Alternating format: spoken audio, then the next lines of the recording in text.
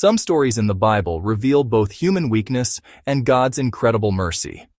Throughout history, the Bible has told stories of faith, courage, and redemption. Today we explore the story of Samson, mentioned in the book of Judges chapter 13 to chapter 16. Samson was a man chosen by God and gifted with extraordinary strength, yet his life became a struggle between calling and temptation.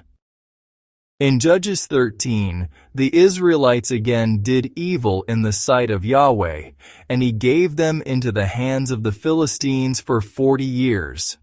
And there was a certain man of Zorah, of the tribe of the Danites, whose name was Manoah, and his wife was barren and had no children. The angel of Yahweh appeared to the woman and said to her, "Behold, you are barren and have no children, but you shall become pregnant and bear a son." Judges 13:5. The boy is to be a Nazirite dedicated to Yahweh from the womb. He told her not to drink no wine, nor strong drink, nor eat nothing unclean. No razor shall come upon his head, for her son would be a Nazirite to Yahweh from birth, and he was going to deliver Israel out of the hands of the Philistines. Manoah's wife told him about her encounter. She told him everything, what the angel of Yahweh told her. The angel of Yahweh again came to Manoah's wife as Manoah entreated Yahweh for him to come back. And so he did. And Manoah asked, "How shall we manage the child, and what is he to do?"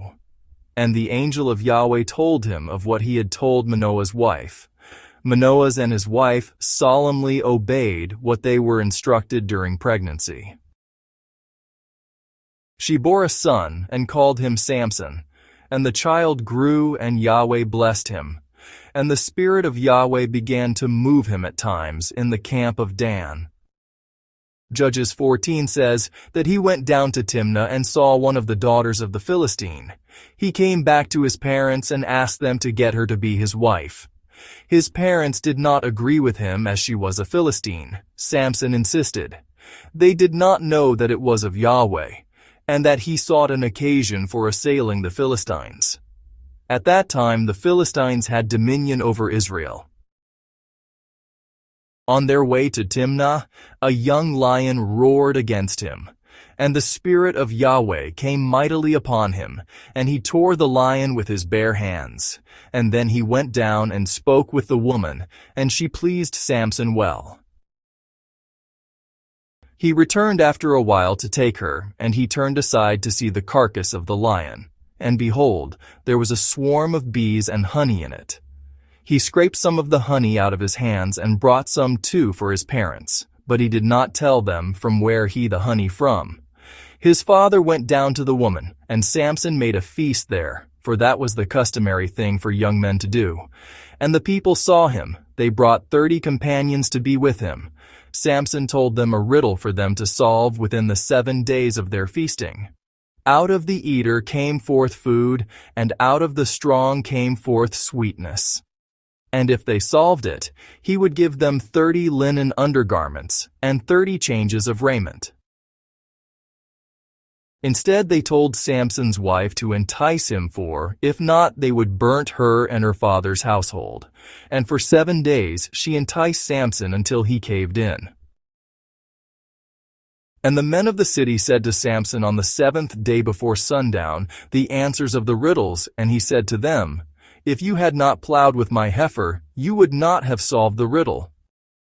And the Spirit of Yahweh came upon him, and he slew 30 men, took their apparel as spoil, and gave the changes of garments to those who explained the riddle. And his anger was kindled, and he went up to his father's house. But Samson's wife was given to his companion, who was his best friend. Judges 15 says, "But some days later, in the time of wheat harvest, Samson went to visit his wife, taking along a kid as a token of reconciliation. But her father would not allow him to go in.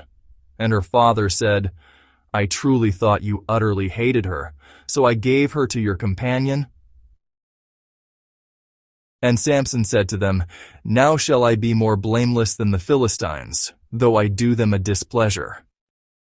So Samson went and caught 300 foxes or jackals and took torches, and turning the foxes tail to tail, he put a torch between each pair of tails. And he set the torches ablaze. He let the foxes go into the standing grain of the Philistines, and he burned up the shocks and the standing grain, along with the olive orchards. The Philistines said, Who has done this? And they were told it was Samson, because his father-in-law had taken his wife and gave her to his companion. And the Philistines came up and burned her and her father with fire. And Samson said to them, If this is the way you act out, surely I will take revenge on you, and after that I will quit. And he smote them hip and thigh unsparingly, a great slaughter, and he went down to and dwelt in the cleft of the rock of Etam. The Philistines came for him and encamped in Judah. And the men of Judah said, Why have you come against us? And they answered, We have come up to bind Samson, to do to him as he has done to us. The 3,000 men of Judah went down to Samson. Have you not known that the Philistines are rulers over us? What is this that you have done to us? He said to them, As they did to me, so have I done to them. The men of Judah told Samson that they were going to bind him over to the Philistines, and Samson said to them, Swear to me that you will not fall upon me yourselves. They swore to Samson, and they gave him to the Philistines. And the Spirit of Yahweh came mightily on Samson, and the ropes on his arms became as flax that had caught fire, and his bonds melted off his hands. And he found a still moist jawbone of a donkey, and reached out and took it, and slew 1,000 men with it. Samson was very thirsty, and he prayed to Yahweh and said, You have given this great deliverance by the hand of your servant, and now shall I die of thirst and fall into the hands of the uncircumcised? And Yahweh split open the hollow place that was at Lehi, and water came out. And when he drank, his spirit returned, and he revived.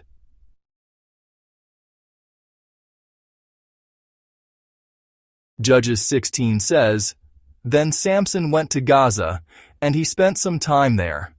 He then later loved a woman named Delilah, and the lords of the Philistines came to her and told her to entice him and see in what his great strength lies, and by what means they may overpower him. And they would give her 100 pieces of silver. And she enticed him. At first, he told her 3 different things, and still they could not overpower him. The Bible says, And when she pressed him day after day with her words and urged him, he was vexed to death. Then he told her all his mind and said to her, A razor has never come upon my head, for I am a Nazirite to Yahweh from my birth.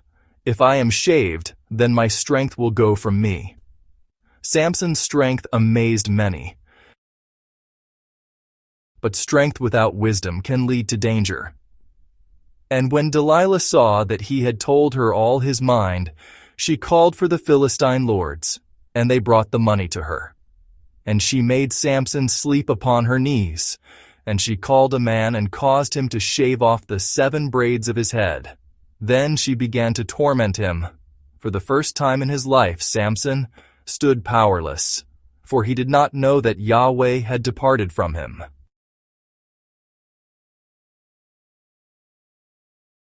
They bored out his eyes, brought him down to Gaza, bound him with 2 bronze fetters, and he ground at the mill in the prison. His hair started to grow again. Then the Philistine lords gathered together to offer a great sacrifice to Dagon their god and to rejoice, for they said, Our God has given Samson our enemy into our hands.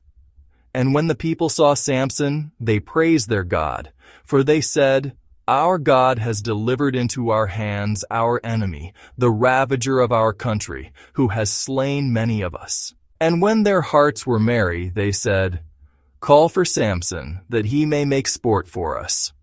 And blind Samson was brought out of the prison, and he made sport before them. They made him stood between the pillars.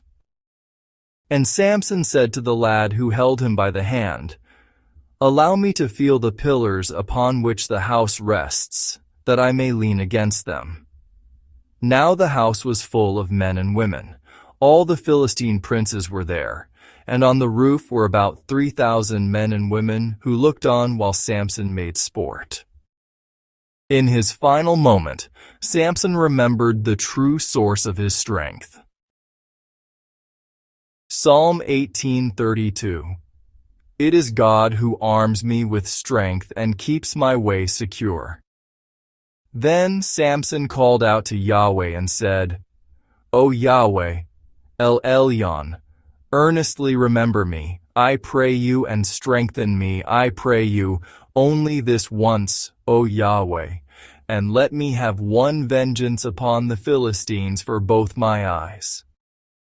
And Samson took hold of the two middle pillars upon which the house stood, and on which it was borne up, and cried, Let me die with the Philistines. And he bowed himself mightily, and the house fell upon the princes and upon all the people that were in it. So the dead whom he slew at his death were more than they whom he slew in his life. His kinsmen and all the tribal family of his father came down, took his body, and buried him in the burial place of his father. Samson had judged Israel, that is, had defended the Israelites 20 years.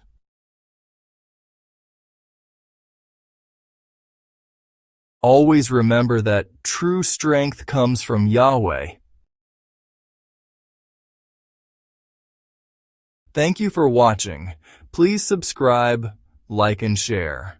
God bless you.